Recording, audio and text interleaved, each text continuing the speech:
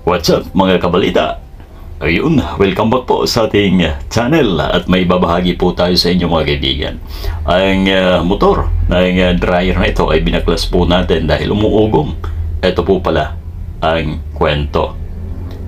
Wala pong continuity dyan sa kabila ng mga kaibigan. So mostly, pagka ganyan ang nangyayari sa isang motor mga kaibigan, ay uugong lamang po yan.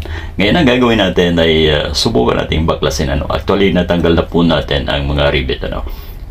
At medyo pahirapan po yan ang pagbaklas mga kaibigan.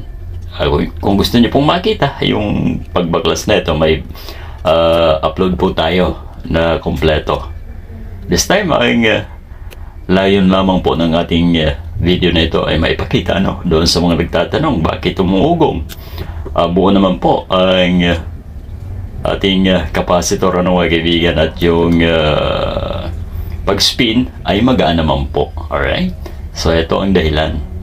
Maaring ang motor na ito mga kaibigan ay nawisikan ng tubig, o kaya naman ay nag-moist, kaya nagkaroon ng problema ang ating copper mga kaibigan. Nanghihinayang tayo dahil ito ay copper hindi yung gaya ng iba na alum pero ito ay tanso, talagang pure dahil ito ay sharp branded mga kaibigan. So ito ang dahilan.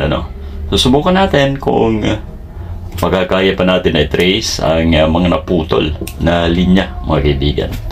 Ganun lamang po ang ginagawa natin, pero pagka medyo malalim na ay na-advise na po natin ang may-ari na bumili ng bago mga kaibigan.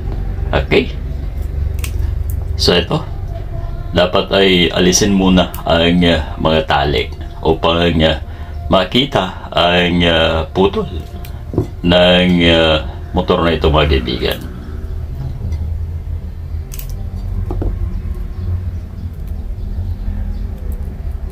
Medyo mabusisi pero dapat nating gawin yan kasi nga para malaman at saka natin papakita sa ating suki mga kaibigan. At ganoon din po sa inyo sa mga nagtatanong, nag-PPM sa atin. Ito na ang sagot po natin.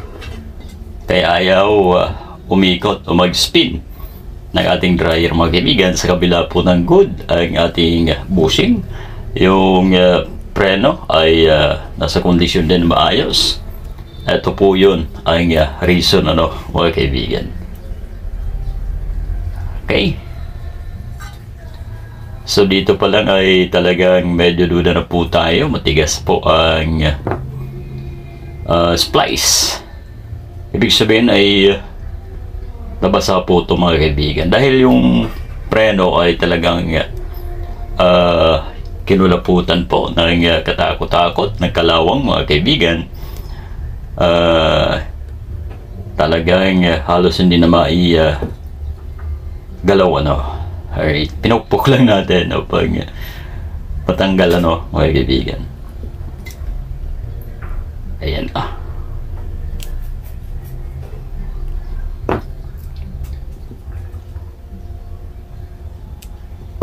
medyo ingat po tayo sa pagtanggal ng mga tali dahil once na nasama yung copper natin, baka maputol nadagdagan patuloy ang problema mga kaibigan, mga kabalita.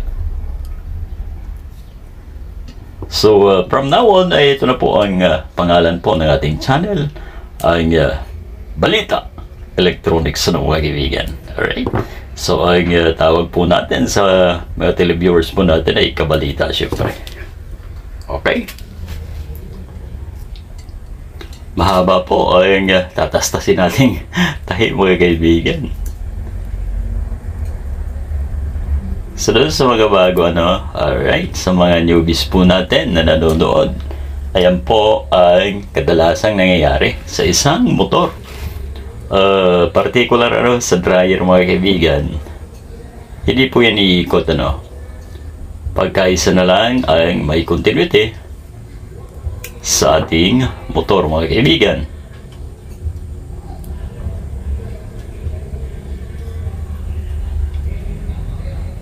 So sa panigurado, isa po ang sinisigurado natin. Ito ay may problema at talagang putol ang linya.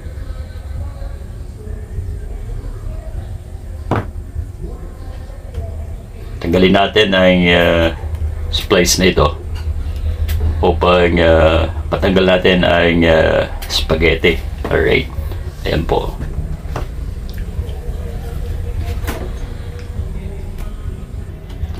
Kung sa ganun sa mga nais matuto o mapanood yung baklas, pagbaklas ng nakalak na ganito, ay may vlog po tayo.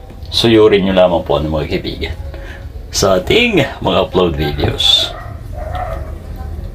Eto na, hindi lamang po isang putol mga kaibigan, ang dami. So nabasa ang part na yan mga kabalita, no? Pagka ganito ay ina-advise na po natin ang may-ari na bumili ng bago. So ganun po talaga, minsan nagagawa po natin pagka andyan lang sa ibabaw ng mga kaibigan, pero pagka malalim ay hindi na po. So yun na po ang time para bumili ng panibago ang ating mga suki mga kaibigan. Sana po ay may napulot po tayong idea dito sa ating vlog na ito. Maraming salamat po sa inyong pagtutok mga kaibigan.